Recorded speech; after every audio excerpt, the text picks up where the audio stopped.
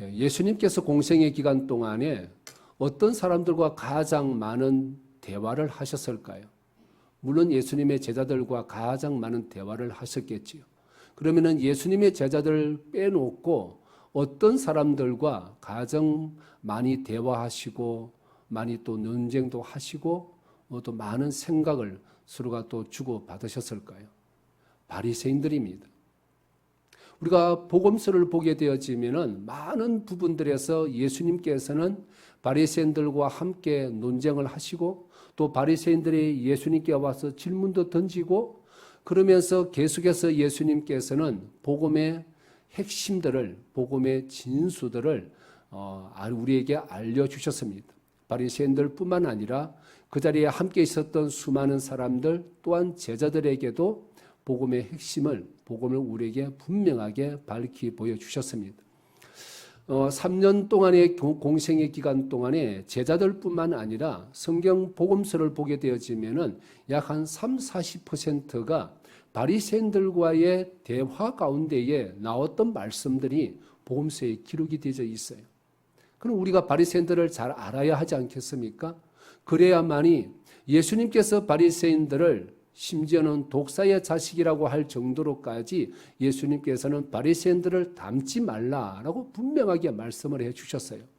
그러면 이 시대를 살고 있는 우리 또한 바리새인들이 어떤 사람들이 알아야만이 우리 또한 바리새인처럼 이 시대에 우리가 살 수 있지 않을 수가 있지 않겠습니까?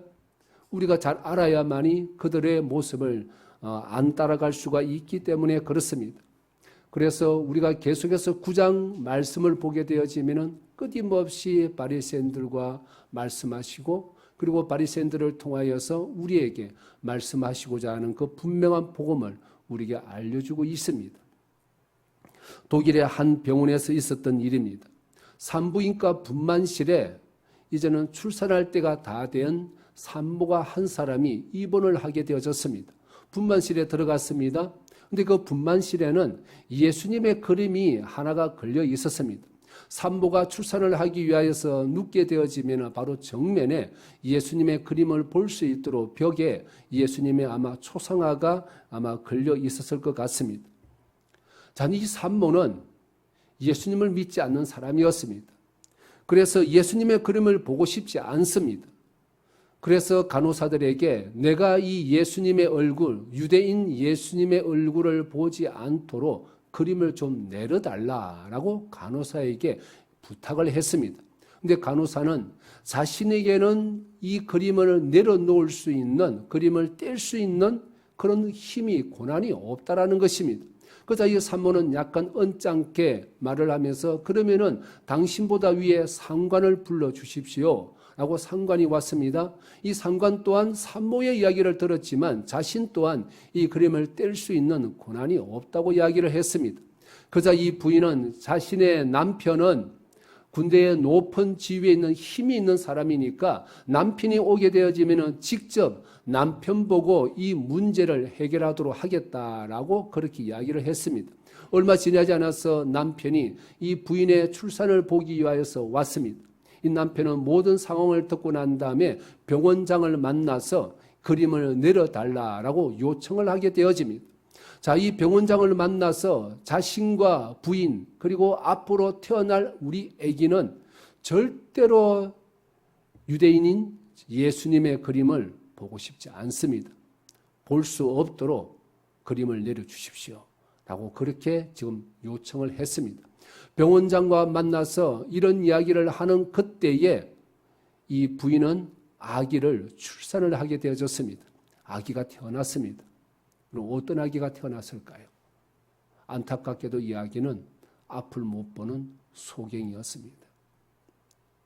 이 부부가 그렇게 원했던 유대인이라고 비방하고 유대인이라고 보기 싫어했던 그 예수님의 그림을 이 아기는 그들의 소원대로 예수님의 얼굴을 그림을 볼 수가 없게 되었습니다.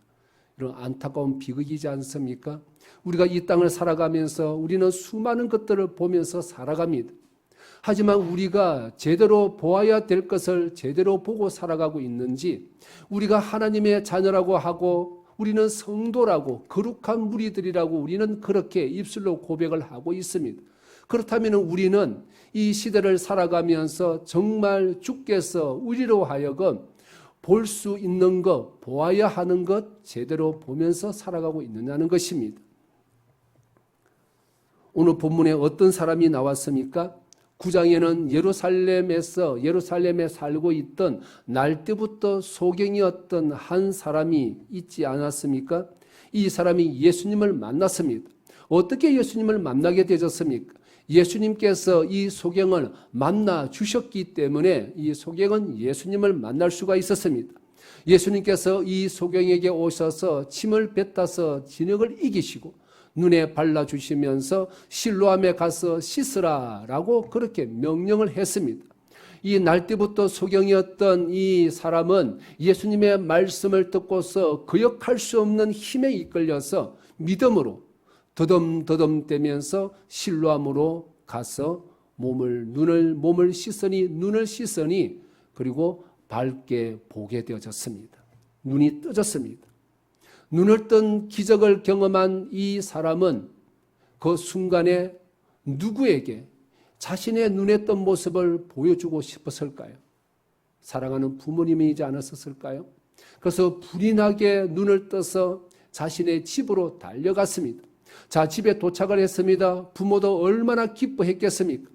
그동안 이웃들이 아니 이 사람이 날 때부터 보지 못했던 소경이었는데 눈을 번쩍 떠서 와서 부모를 만나게 되어지고 그 집안에 난리가 났습니다. 기쁨의 소리가 그렇게 터져 나왔습니다. 이웃들이 이 사람을 보고 아니 이 사람이 소경이었는데 어떻게 보게 되었느냐 하면서 그렇게 다가와서 도대체 누가 당신의 눈을 뜨게 해 주었습니까? 어떻게 해서 눈을 떠서 지금 보고 있습니까? 라고 물어보았습니다. 그래서 이 사람은 무엇이라고 대답을 했겠습니까?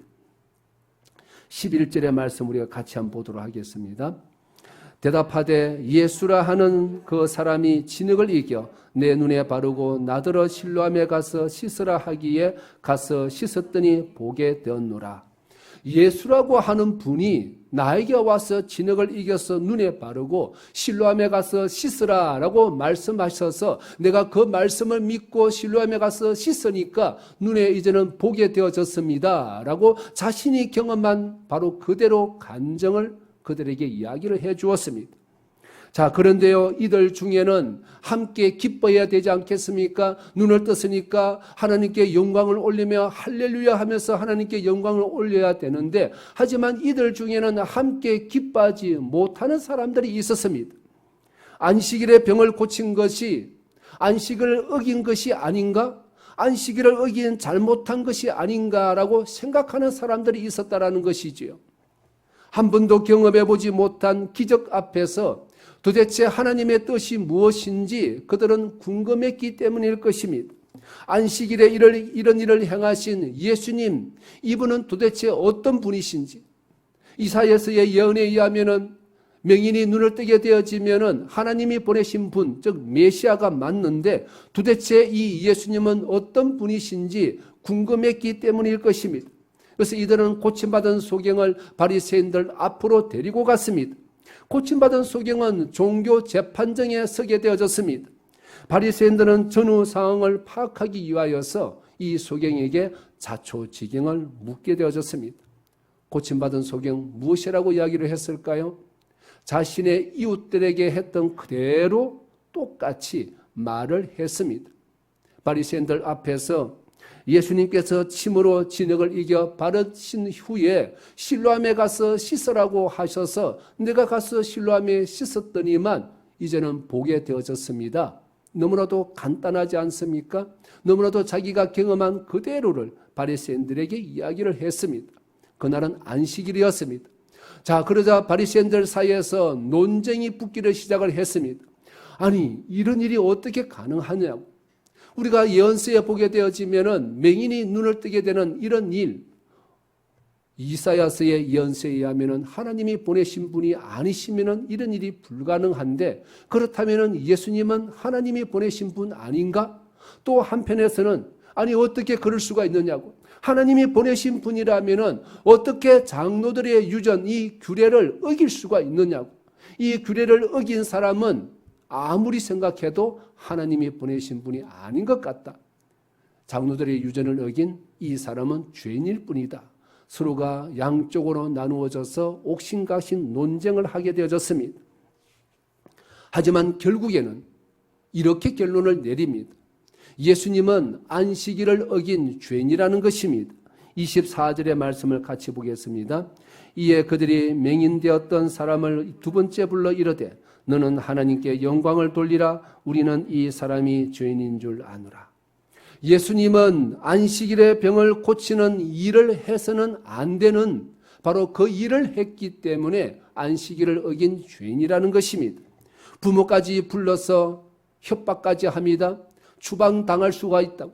예수님을 인정을 하게 되어지면 추방당할 수가 있으니까 좋은 말 할 때에 우리의 뜻대로 따르라. 그 뜻이 무엇입니까? 예수님은 안식일을 어긴 죄인이라는 고백을 듣기를 원했습니다. 추방할 수 있다는 협박을 받았지만 이 고침받은 소경도 이에 부모도 순순히 흔들리지 아니하고 고침받은 소경은 끝까지 예수님을 선지자라 고백하고 그리고 하나님이 보내신 분이다라고 믿음으로 고백을 했습니다. 바리새인들에게 이렇게 믿음의 고백을 하지 않았었습니까? 31절의 말씀을 같이 보겠습니다. 하나님이 죄인의 말을 듣지 아니하시고 경건하여 그의 뜻대로 행하는 자의 말은 들으시는 줄을 우리가 아나이다. 무슨 말입니까? 하나님이 보내신, 즉 하나님이 보내신 분이 아니시라면 자신의 눈을 뜨게 할 수가 없다라는 것입니다. 죄인이 어떻게 하나님의 뜻, 하나님의 기적을 행할 수가 있느냐는 것입니다. 창세 이후로 소경이 눈을 떴다라는 기록이 없는데 내가 바로 그 증인이지 않습니까? 그러므로 예수님은 하나님이 보내신 메시아가 맞다라는 것입니다. 33절의 말씀을 같이 보겠습니다. 이 사람이 하나님께로부터 오지 아니하였으면 아무 일도 할 수 없으리이다. 예수님은 하나님이 보내신 메시아가 맞다라는 것입니다. 이런 믿음의 고백을 하게 되어지자 결국에는 바리새인들은 이 고침받은 소경을 추방해버리고 말았습니다. 고침받은 소경은 추방을 당했습니다. 더 이상 성전에 들어갈 수가 없습니다. 더 이상 성전에서 제사를 드릴 수도 없습니다. 유대인 공동체사에서 완전히 출교를 당하게 되어졌고 앞으로 먹고 살 일이 막막한 그런 상황이 되어졌습니다. 이 사람이 추방당했다라는 소식을 듣고 예수님께서 찾아오셨습니다.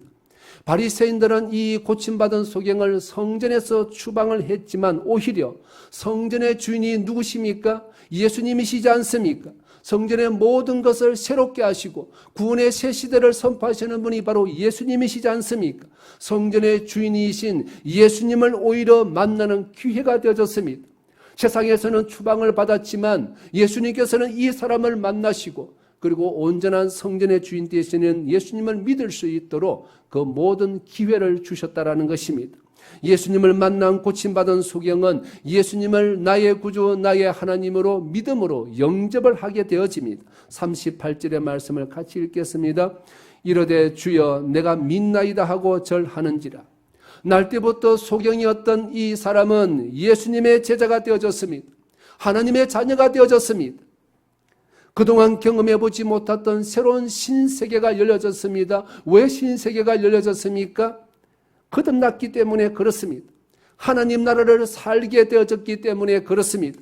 죄로 인한 죽음의 역사가 끝나고 예수님을 만남으로 인하여서 새로운 피조물로 거듭나 영생을 누리는 새 생명이 되어졌기 때문에 그렇습니다. 죽은 자들, 제대로 보아야 될 것을 보지 못하는 소경들은 계속해서 어둠 속에 살 수밖에 없습니다.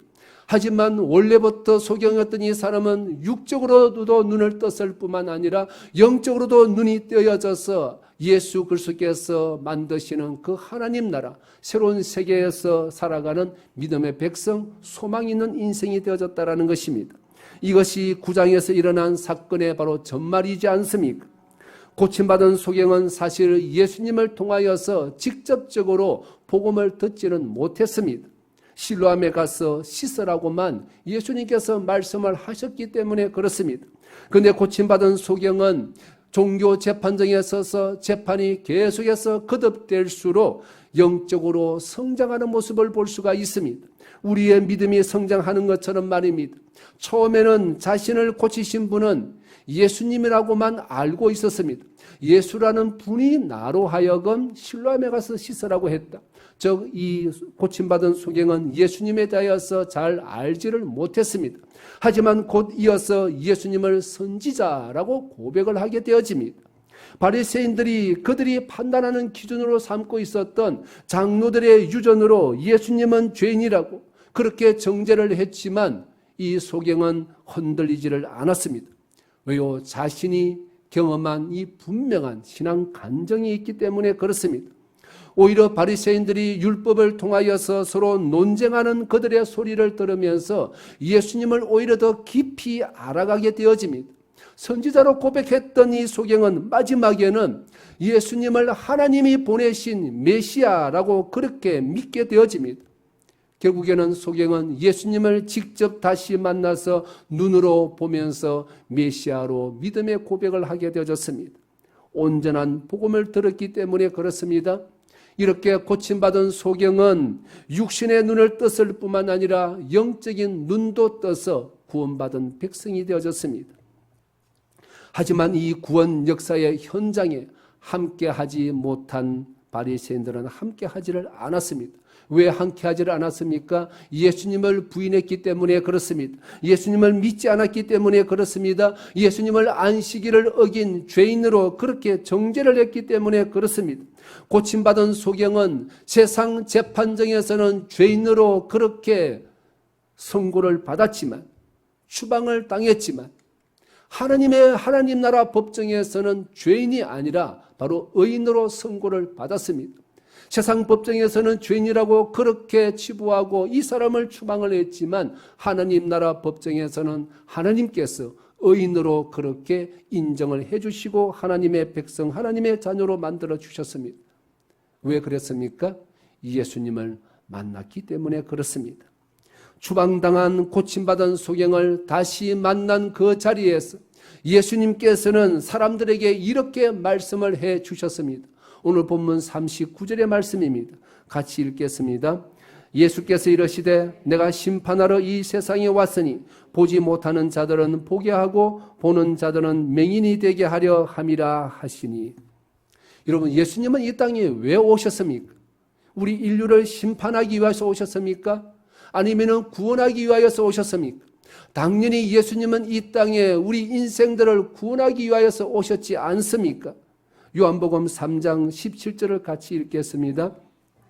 하나님이 그 아들을 세상에 보내신 것은 세상을 심판하려 하심이 아니요 그로 말미암아 세상이 구원을 받게 하려 하심이라.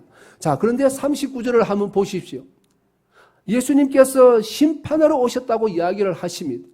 그렇다면은 지금 방금 우리가 읽었던 요한복음 3장 17절의 말씀과 오늘 우리가 읽었던 본문의 39절은 충돌이 되는 것이 아닐까요? 우리가 39절의 말씀을 어떻게 이해를 해야 될까요? 39절의 말씀은 이런 것입니다. 빛이신 예수님께서 어둠 속으로 죄악 가운데서 어둠으로 가득 차 있는 이 세상에 오셨습니다. 빛이 오게 되어지면 어둠은 빛을 무서워서 달아나 버리고 모두가 빛으로 될 수밖에 없지 않습니까? 그럼에도 불구하고 빛이신 예수님이 오셨는데 어둠이 빛을 깨달지를 못하더라고 분명하게 말씀을 해 주셨습니다. 다시 말해서 어둠 속에 살아가는 사람들, 여전히 예수님을 믿지 않는 사람들이 빛과 어둠으로 나누어지게 된다는 것입니다. 여러분, 심판은 무엇입니까? 나누는 것이지 않습니까? 옳고 그름이 나누어지는 것, 빛과 어둠이 나누어지는 것이 바로 심판입니다. 그처럼 빛인 예수님께서 어둠에 사로잡힌 이 세상에 오신 것 자체가 이미 이 땅 가운데에 심판이 임했다라는 것입니다. 요한복음 3장 18절을 같이 보겠습니다. 그를 믿는 자는 심판을 받지 아니하는 것이요 믿지 아니하는 자는 하나님의 독생자의 이름을 믿지 아니하므로 벌써 심판을 받은 것이니라. 그렇습니다. 빛이신 예수님을 믿지 않는 것 자체가 바로 이미 심판이 임한 것이라 라고 말씀을 하십니다. 그래서 빛이신 예수님을 믿지 않는 것을 예수님은 41절에서 이렇게 비유하여서 말씀을 해 주십니다. 41절을 같이 읽겠습니다.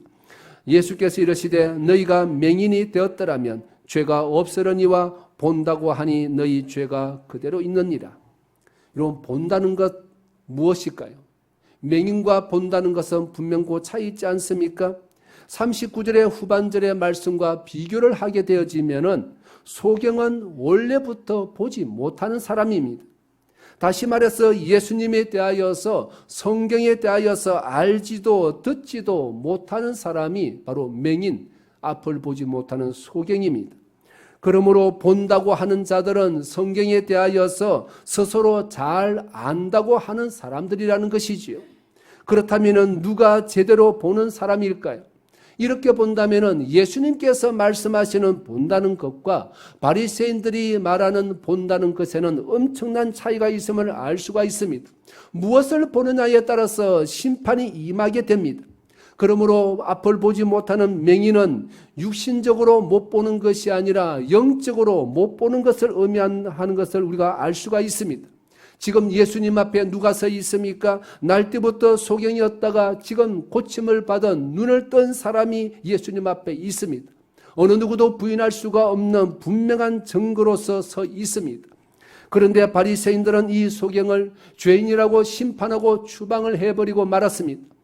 많은 사람들이 예수님 앞에 모여 있습니다. 고침받은 소경이 있습니다. 그래서 예수님께서는 누가 진짜 맹인이고 누가 죄인인지를 알려주신 것입니다. 눈뜬 소경을 추방한 바리새인들이 오히려 앞을 보지 못하는, 보아야 할 것을 제대로 보지 못하는 소경이요 그리고 죄인이라는 것입니다. 예수님의 말씀을 알아차린 바리새인들이, 옆에 있었던 바리새인들이 반박을 하게 되어집니다. 40절을 같이 보겠습니다. 바리새인 중에 예수와 함께 있던 자들이 이 말씀을 듣고 이르되 우리도 맹인인가? 예수님의 말씀을 무슨 의미로 말씀하시는지 깨달아 알고 있다라는 것입니다. 그래서 우리가 맹인인가? 우리 또한 맹인인가? 라고 그렇게 반문을 한 것입니다. 여러분, 누가 맹인입니까? 예수님은 왜 바리새인들을 보고 맹인이다 라고 소경이라고 말씀을 하셨을까요? 그렇다면 이들이 보지 못하는 것은 도대체 무엇이었을까요? 왜 이들은 보아야 될 것을 제대로 보지 못하고 있는 것일까요? 그것은 바리새인들이 정의를, 옳고 그름을 바로 독점을 하고 있었기 때문에 그렇습니다. 우리 인생들은 살아가게 되면서 내가 가는 이 길이 옳은지 그런지 다 알고 싶어 합니다. 내가 살아가는 인생이 정의로운지 공의로운지 모두가 알고 싶어 합니다. 누군가가 나타나서 당신은 지금 제대로 가고 있습니다. 당신은 잘못된 길로 가고 있습니다. 알려주면 속 시원하지 않겠습니까? 근데 바리새인들은 바로 그들이 정의의 모든 것을 독점을 하고 사람들에게 당신은 옳소, 당신은 틀려소라고 그렇게 말하는 자들로 서 있다라는 것입니다. 사람들이 정답을 알고 싶어 할 때 이 정답을 알려주는 사람들이 바로 자신들이라는 것입니다. 자, 그렇다면 정답을 알려주는 이 사람들은, 자신들은 오류가 없다라는 무오류에 빠질 수가 있지 않겠습니까? 그렇다면 여러분, 누가 옳고 그름을 판단합니까? 누가 정의의 주인이십니까? 사람입니까? 아니면 어떤 한 집단입니까? 아니지 않습니까? 옳고 그름을 판단하시는 분은 오직 여호와 하나님 한 분뿐이십니다. 그런데 바리새인들은 자신들이 바로 그런 권세를 가지고 있다라고 생각을 했습니다. 그래서 예수님께서 바리새인들에게 당신이 틀려서라고 이야기를 했었을 때 무슨 소리냐? 우리가 정의롭고 우리가 옳고 그름을 판단하는 사람들인데 어떻게 당신이 우리 보고 틀렸다라고 이야기를 할 수가 있느냐라고 반문을 했던 것입니다. 그래서 자신들처럼만 하게 되어지면은 천국에 아브라함의 품에 하나님 나라에 갈 수 있다라고 그렇게 가르쳤습니다. 율법을 잘 따르고 지키는 기준은 어느 누구도 아닌 바로 자신들이라는 것입니다. 그러기에 자신들처럼 생각하고 행동해야 한다라고 백성들을 가르쳤습니다. 진리를 모르는 어리석은 백성들은 깨우쳐서 보게 해야 한다라는 것입니다.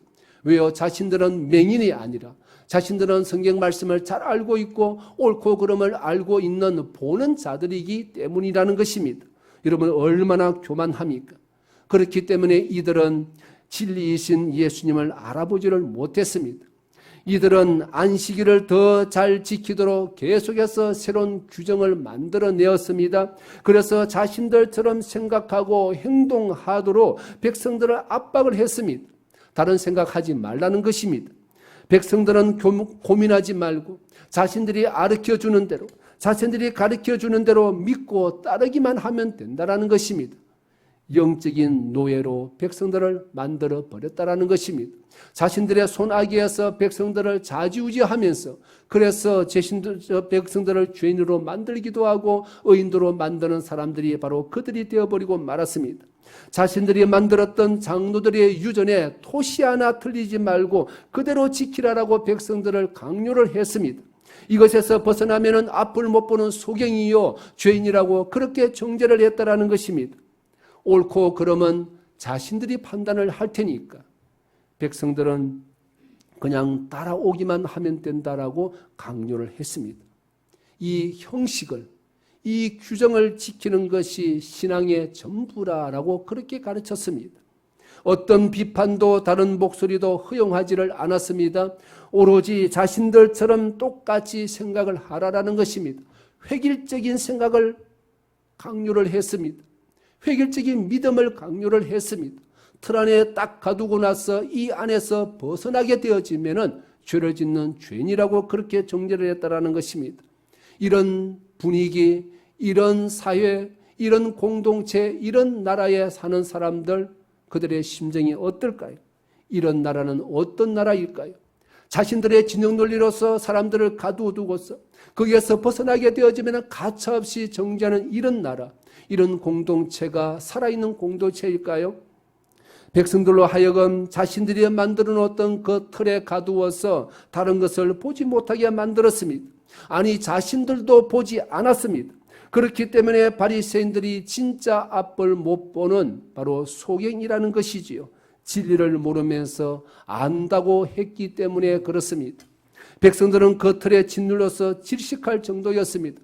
여러분, 우리의 삶을 누가 와가지고 자로 재듯이 탁탁 잘라서 이것에서 벗어나면은 당신은 절대로 잘못되어 있고 당신은 지옥에 갈 수가 있어라고 우리를 계속해서 옥죄게 된다라면은 우리가 신앙생활하면서 숨을 제대로 쉴 수가 있을까요? 자신들도 잘 지키지 않으면서 백성들에게 강요했습니다. 그래서 백성들은 영적으로 질식할 정도가 되어지고 말았습니다. 안식일이 되어도 참 평강이 없었습니다. 안식일은 여호와 하나님께서 6일 동안 열심히 세상 속에서 살다가 하나님의 은혜 가운데서 풍성하게 자유를 누리면서 평강을 누리는 날이 바로 안식일이지 않습니까? 그런데 백성들은 어떻게 하면은 안식일을 어기지 않을 수 있을까 노심초사하면서 그렇게 살아야 했습니다.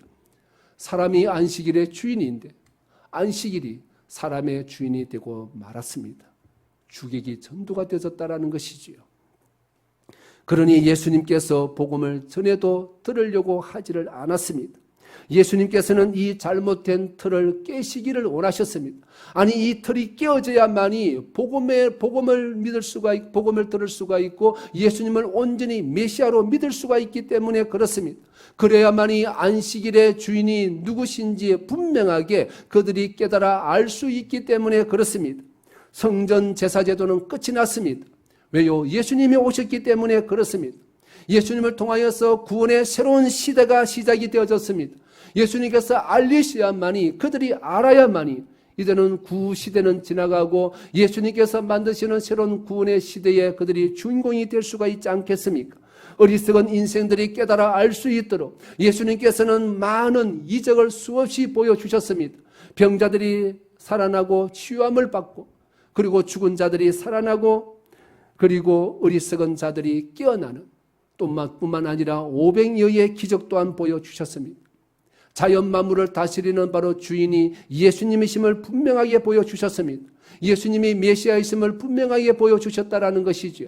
소경이 눈을 뜬 기적 또한 예수님이 메시아임을 분명하게 보여주신 것입니다.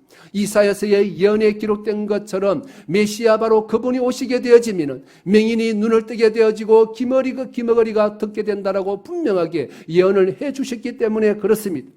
그런데도 바리새인들은 자신들이 만들었던 그 틀에 사로잡혀 있었습니다.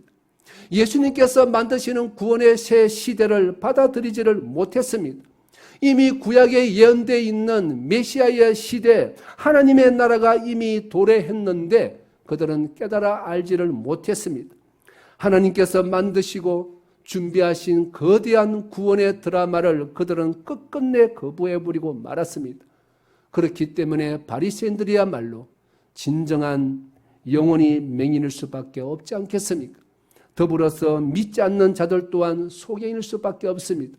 영혼이 어둠 속에서 살아갈 수밖에 없습니다. 바리새인들은 장로들의 유진이라는 집단 사고에 빠져 있었습니다. 그 어떤 비판도 논쟁도 허용하지를 않았습니다. 자신들이 틀릴 수 있음을 인정하지를 않았습니다. 자신들이 정의를 옳고 그름을 다 독점하고 있었기 때문에 그렇습니다. 그래서 예수님께서 복음으로 새 시대를 여셨지만 그들은 받아들이지를 못한 것입니다. 여러분, 진리는 닫혀 있지를 않습니다. 진리를 온전히 털 속에 가두는 그 순간부터 진리는 변질될 수밖에 없습니다. 여러분, 진리는 닫혀 있는 것이 아니라 항상 열려 있습니다. 열려 있기 때문에 끊임없이 도전을 받습니다. 도전을 또한 받아야 됩니다. 끊임없이 도전을 받으면서 진리는 더욱더 단단해집니다. 이런 도전이 있기 때문에 복음은 더욱더 정금처럼 다듬어지게 되어지고 뚜렷해지게 되어집니다. 그렇게 복음은, 성경은 점진적으로 시간이 지날수록 우리 인생들에게 모든 복음을 밝히 보여주시고 우리에게 바로 계시해 주십니다. 이런 복음은 절대로 허술하지를 않습니다. 수많은 도전이 있었지만 수천 년 동안 이 복음의 진리는 깨지지를 않았습니다. 과학이, 진화론이, 철학이, 동성애가, 자유주의 신학이 끊임없이 도전을 하고 그들의 공격이 있었고 여전히 앞으로도 있겠지만 흔들리지를 않습니다. 왜요? 여호와 하나님, 바로 그분이 이 땅의 주인이시기 때문에 그렇습니다. 그런데 바리새인들은 이 도전의 문을 닫아버리고 말았습니다.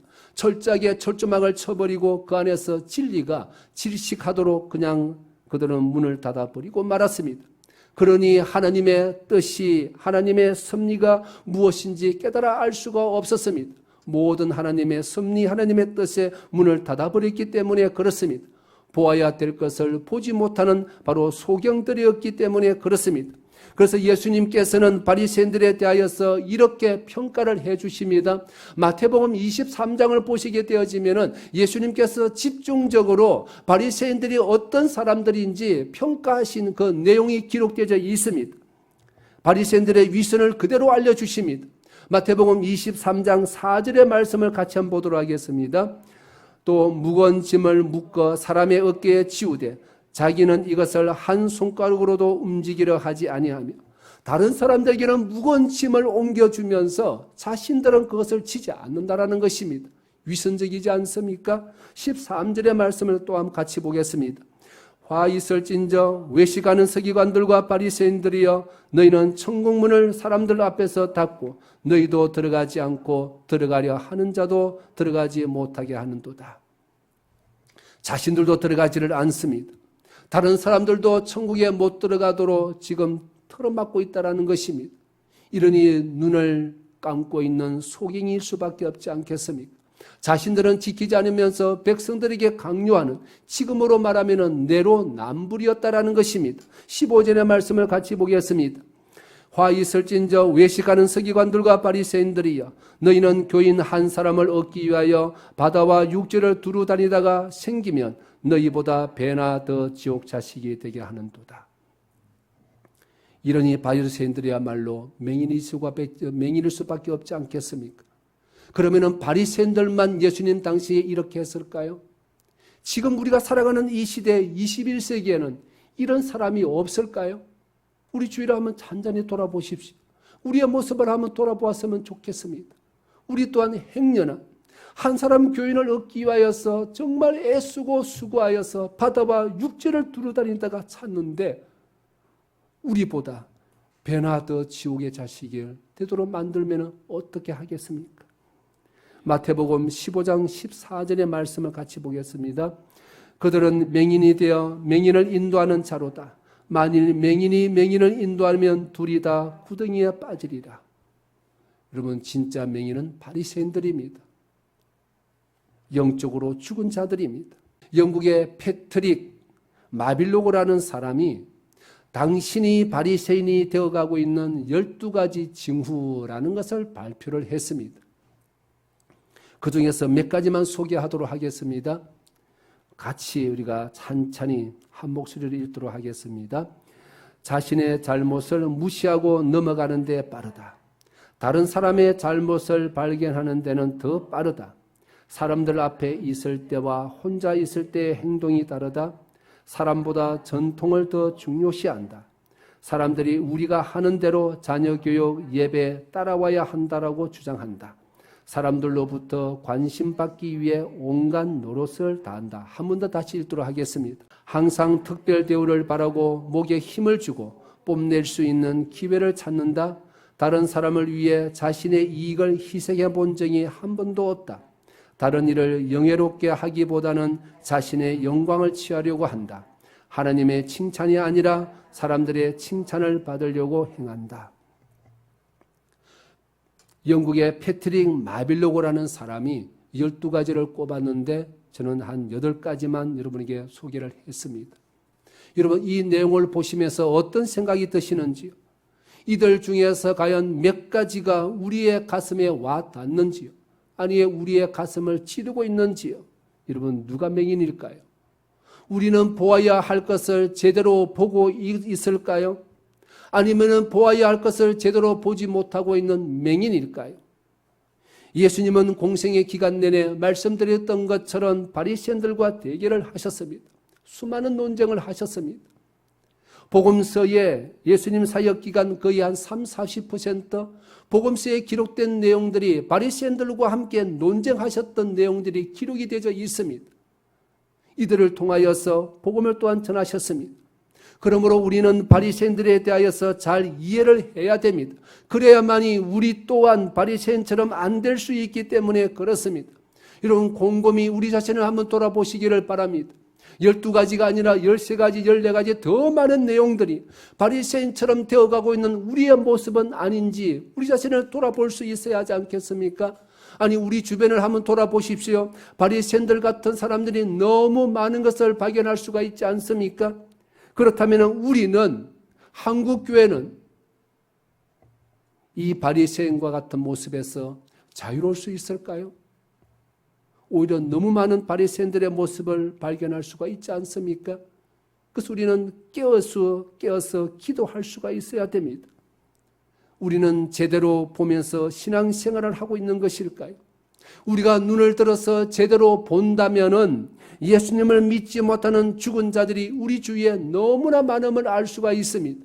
왜 죽은 자들입니까? 영적으로 죽은 자들이지 않습니까? 믿지 않는 자들은 복음이 없으니까, 복음을 모르니까 예수님을 믿지 않기 때문에 죽은 자들입니다. 그러므로 우리의 가족들 중에서, 우리의 이웃들 중에서, 아니면 우리의 친구들 중에서 영적으로 죽어 있는 자들 너무나도 많지 않습니까?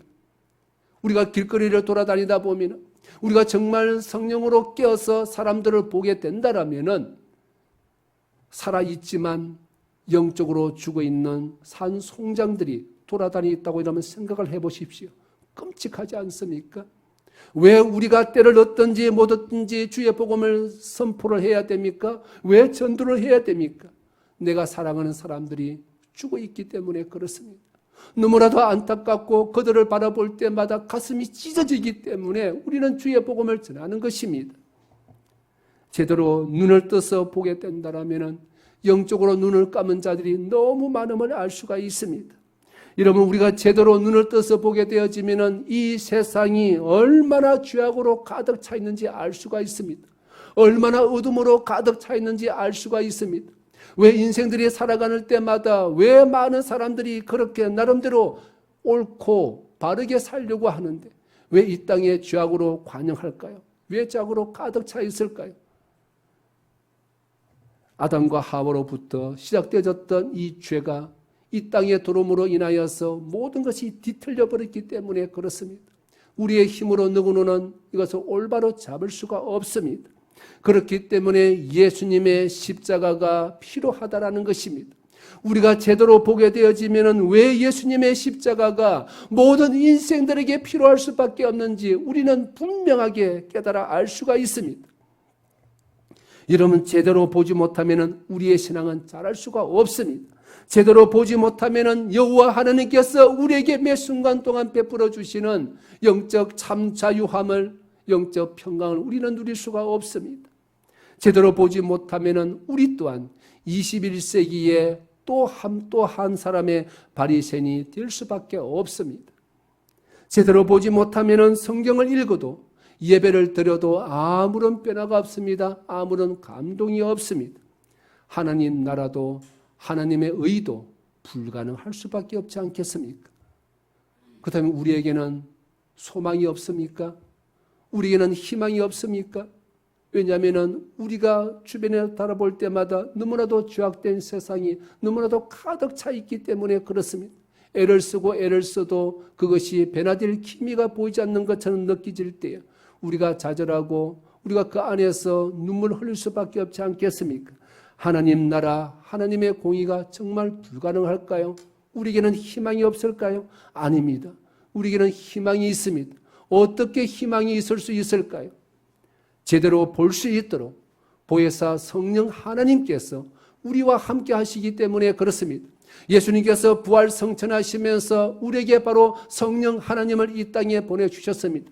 우리와 함께 하시고 우리로 하여금 깨닫게 하시고 우리로 하여금 모든 죄악을 이길 수 있도록 모든 악한 사탄을 대적하여 이길 수 있도록 우리에게 바로 보혜사 성령 하나님을 우리에게 보내주셨습니다. 그래서 우리는 희망이 있고 우리는 소망이 있습니다. 우리가 넘어졌다고 할지라도 다시 일어서서 우리가 달려갈 수 있는 것 누구 때문입니까? 보혜사 성령 하나님이 나와 함께 하시고 내 오른손 붙들어 주시기 때문에 그렇습니다.